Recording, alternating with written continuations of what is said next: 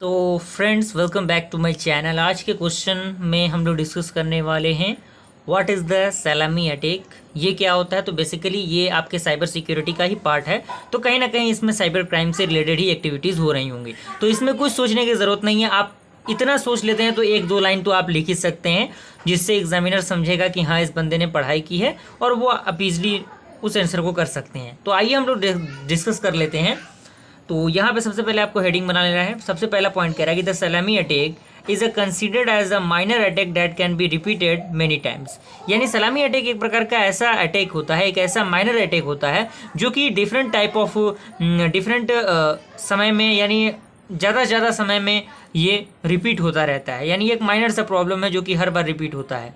जैसे एग्जाम्पल की हम बात करें, कह रहा है कि a very small amount of money can be stolen from each customer account in a particular bank. यानी जैसे मान लीजिए कि कोई भी आपने किसी भी बैंक के अकाउंट में अपने खाते को खोल रखा है, उसमें से आपने देखा होगा कि कभी कभार आपके कुछ अमाउंट कट जा रहे होंगे। तो वो कहीं ना कहीं वो डिफरेंट टाइप ऑफ चार्जेस होते हैं, जो कि अलग अलग बैंक का अलग अलग चार्ज रखा जाता है, जो कि हर बार वो थोड़ा बहुत आपके अकाउंट से डिडक्ट होता रहता है। तो ये बेसिकली एक एग्जाम्पल है सलामी अटैक का। अगला कह रहा है कि this type of attack is use for the committing the financial crime and it's common and occur within the financial related organisation.